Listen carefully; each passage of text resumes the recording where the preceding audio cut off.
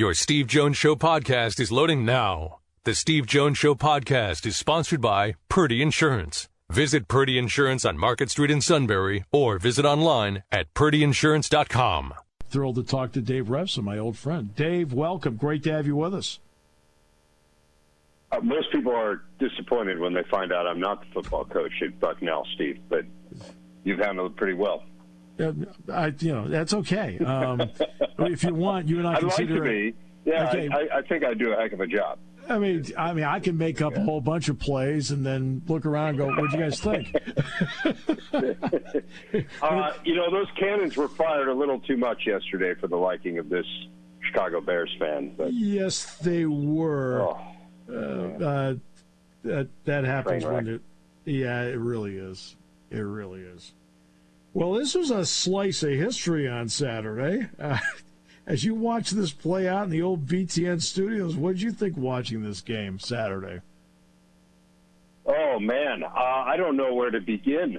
We were, I think there was like a point in the third quarter where we looked at each other and said, Illinois might win this game.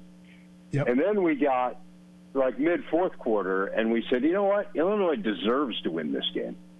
And that was kind of an interesting shift for me. But I think that was kind of the big thing that I tried to emphasize, especially kind of for what we do.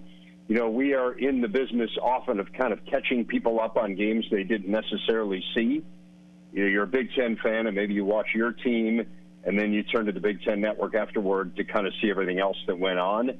Mm-hmm. So I think kind of one of the big points of emphasis for me was Illinois deserved to win the game. I'm not saying they're the better team, but they were the better team Saturday. And, they were you run for 357 yards. You dominate the line of scrimmage in the way that they did. You deserve to win the game. It's really that simple. So as to how it happened and, why it happened and all that, we can dive into that. But I think that was kind of our big thing was just Penn State flat out didn't play well enough to win. And then, of course, there's the discussion of the overtime and the format and whether or not this is the greatest format in the world for deciding a football game. And I'm sure you and I can get into that as well. But, yeah, we but can I would talk say about that in a minute. that was kind of the nature of our conversation was just kind of the idea that Illinois deserved to win. I mean, I know Illinois only got into the red zone twice all day, and they only scored 10 points in regulation. But I kind of felt if you're looking at Minnesota, Maryland, and Illinois, Penn State, I thought that P.J. Fleck and Brett Bielema in a lot of ways did the same thing. They shortened the game. Is that how you looked at it? Yeah, I would say so. I mean, I guess I'm just old school enough to believe that if you dominate the line of scrimmage, you could win the game. Yep. And Minnesota's a great line of scrimmage football team. They are really good on both sides. Illinois isn't so much, but they were on Saturday. I mean, they were better at running the ball and they were better at stopping the run. I hear you. It's not as if they marched up and down the field. I mean, I understand kind of your point. There were a lot of yards in between the 20s. I don't think there's any question about that. But again, 357 rushing yards is 357 rushing yards. Like, that's a dominant effort. And, to hold Penn State's offense to well under 250 yards, I mean, again, like, which team moved the ball better? It was Illinois. And they did that despite turning the ball over 3 times. Yeah. So, it wasn't like they were able to at any point take advantage of good field position or anything like that. I mean, they earned those yards. So, yeah, I mean, I hear you only a couple times in the red zone and whatnot. But again, from where I sit, from kind of what I do and the way that I look at football games, and again, maybe it is old school. Maybe you don't need to dominate the line of scrimmage to win anymore, Steve. But in that game, with what Illinois' game plan was, I thought they executed really well. And I would have told you I thought it was an absurd game plan. I mean, I didn't think they'd be able to run the ball like that. I get that Musker's out, and I know that hurts Penn State up front, but they have been really good defensively, really good against the run to this point this year. So I was surprised that it was successful to the degree that it was. Well, I'm with you all the way, Dave, that you still have to win games at the line of scrimmage, because even if you're throwing the ball a lot, you still have to protect. You've got to win the line of scrimmage to make the whole thing work. So I'm with you all the way in terms of you must win on both sides of the line of scrimmage to have a good day, even if it looks like it's a wild, out of control game. Yeah, no, I'm 100% with you. And, look, I don't know how shocked you are. I mean, I was shocked by that result. I had someone say to me, was doing kind of the in front of the, pre-weekend interviews, whatever you want to call them, kind of the radio tour on Friday. Right. And I can't remember which of the various shows it was where someone said, okay, there are three teams that are, 3 or 4 touchdown underdogs this weekend. And, which of those three teams do you think has the best chance of winning their game? And those were Indiana and Northwestern and Illinois. And I said none of them. I mean, right. I didn't think this was possible. And then if Illinois were the team that you would answer, I would have thought it was because Sean Clifford didn't play in the game. Mm-hmm.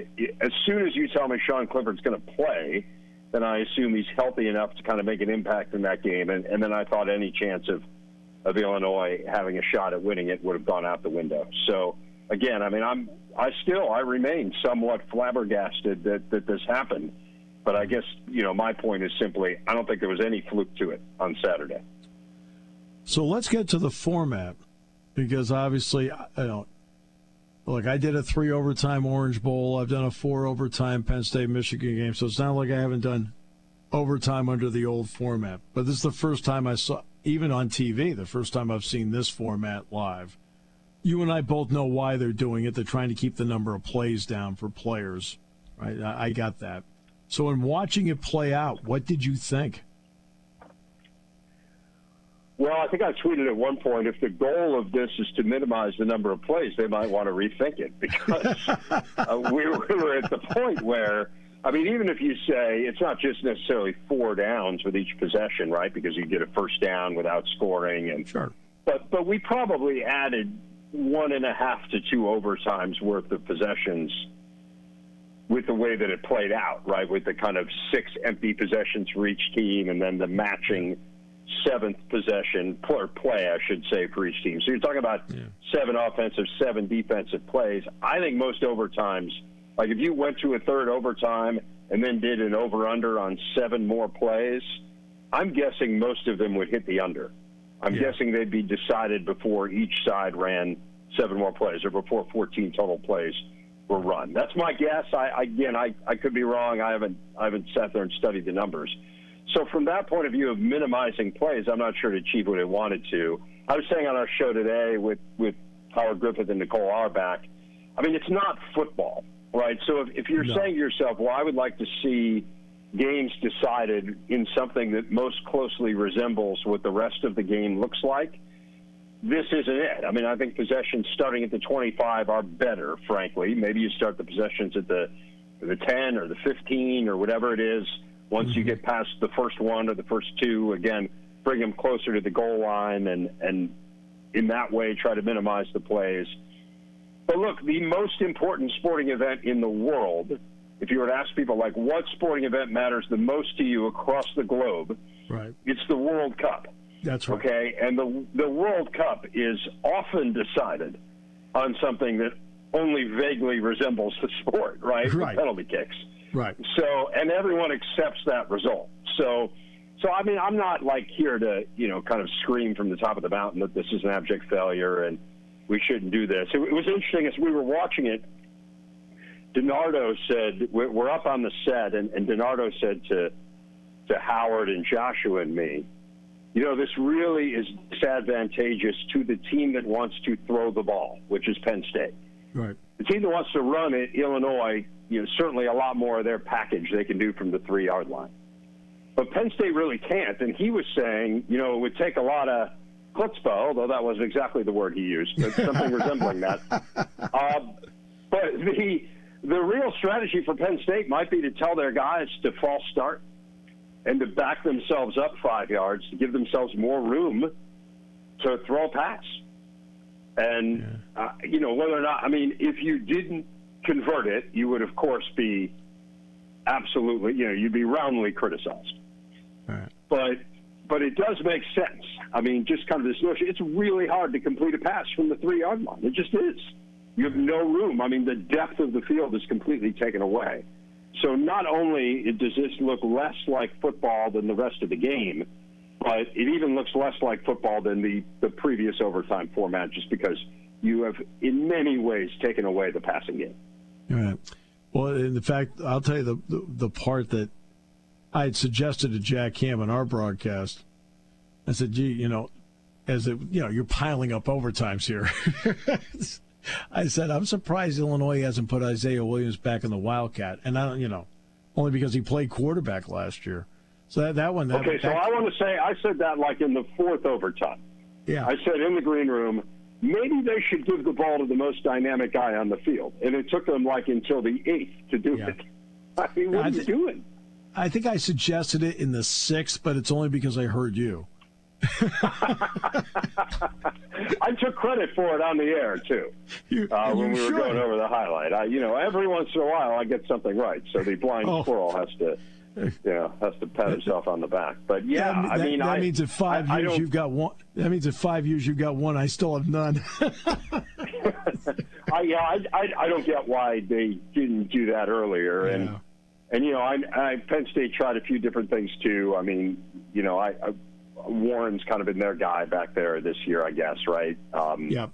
So maybe you play around with that a bit. I don't know. I mean, how many 2-point plays do you have? And the answer is, in the case of these two teams, was not many effective ones, apparently. Right. Yeah. Ohio State's offensive numbers are bordering on historic halfway through the season. When you watch their offense, what are you seeing? Well, it's pretty close to perfect. I mean, I don't know if you saw Bill Landis' column today. It was great in The Athletic. He brought up this stat that is just incredible, which is that in the last 156 plays that Ohio State's offense has run with C.J. Stroud at quarterback, they have scored 150 points. Oof. 156 plays, 150 points. Right. So when you are scoring nearly a point per play on average, you're doing something right. I mean, they're really good. And I think the thing that's so amazing about it is, like, Travion Henderson, he plays like a half at most, right? I mean, they give him like 9 or 10 carries. The average is 9 yards a carry. And they put him on the bench because they don't want to get him hurt. Yeah. They're just, like, Stroud is amazing. And now I think what's even more incredible about it is, now they've got the tight end as part of it. I mean, Jeremy Ruckert had a huge game against Indiana. They barely used him this year, but he scored a couple touchdowns. And so, it's just, it's kind of an embarrassment of riches on offense. And it feels like in this day and age, Steve, and I don't know if you'd agree with this, but I'd be interested to hear your opinion. Like, again, this is where philosophies change. And I think Nick Saban is kind of front and center on this. I mean, I used to believe defense won championships. Yep. But I just don't anymore, not in college football. You need to be dynamic on offense, and you need to be good enough on defense. Ohio State wasn't good enough on defense at the beginning of the year. They seem to be now, although they haven't really played a great offense in a while. But if you're good enough on defense and you look like that on offense, I think you got a great chance. I'm glad you brought that up, because actually last year when Alabama won the national title, and I was doing the show, and I said, of the 7 titles that Nick has, that's kind of fun to think about, 7 titles he has, I said, this is probably, in relative terms, his weakest defense. I said, because he now understands that you need to be great on offense, and if you're great on offense, you can take care of enough on defense to win. In other words, I think any defensive coordinator that's hired these days, Dave, that new defensive coordinator being brought in by a head coach is being asked to get one more stop each half. Yeah. I agree with you. And so now kind of the whole philosophy of how you build your program shifts a little bit, which isn't to say, like, look, Georgia has an unbelievable defense, and they are the odds-on favorite to win the national championship this year. They are good on offense. Mm-hmm. They're incredible on defense. So, if you're out of sight, out of this world on defense, I do think you can win. But I don't think you have to be. You can win, in other words, win a national championship. But I don't think you have to be out of sight on defense. But I kind of think you need to be out of sight on offense.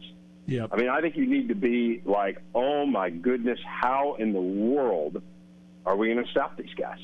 And yeah, I mean, it's weird to think of it that way. And, again, I'm somewhat reluctant to do so because kind of that's not my DNA. It's not the way I've thought about football as a fan and as a journalist for all these years. But I just think it's obvious that's the direction it's going in. Yeah, I mean, look, Jack Ham and I have talked about this many times. Like, 31-24 game, 28-24 game. But we're at the point in college football where, like, you're going to get some games that are 42-39. And that's just the way it's going to be. You have to, quote, outscore somebody. And I think that's just the way college football is. Instead of putting your best athletes on defense, coaches are putting the best athletes on offense. Fair? Yeah, I think so. I mean, again, look, there are freaks on defense all over the place. I mean, I don't know if you've watched Oregon at all, but like Kayvon Thibodeau, we were watching that game he's in the green room. Oh, my goodness. I mean, he's crazy, right? Like, he is just, he's unblockable. Carl Loftus, unblockable. I mean, there are guys out there, there's no way to stop them. But again, I'm with you. I mean, I do think your best guys, certainly your best, kind of your speediest guys, you could play him at corner or you could play him at receiver. Put him at receiver. Yeah, and you and I feel the same way about it because I'm still somebody who thinks about the defensive part of it a lot because of the era I was up like you were, but you have to realize what the reality is today. So, Dave, always a pleasure. It was great to drop a few plays in the mud. We don't know, in theory, they all work. All right, I'll let you know if I ever get the Bucknell job, too. If you do, we'll have you on every Monday. We'll let you have you on every Monday if you do and kind of make it a coach's show. Holy cow, seriously? Well, I don't want to – I mean, I'm sure the other guy's doing a bang-up job, so I don't want to in any way intimate that he's not. Exactly. But for some reason, he ever retires, let's say. Yes. Maybe I could be considered. And if you need a defensive coordinator, I'm around. All right, Steve. Dave, thank you.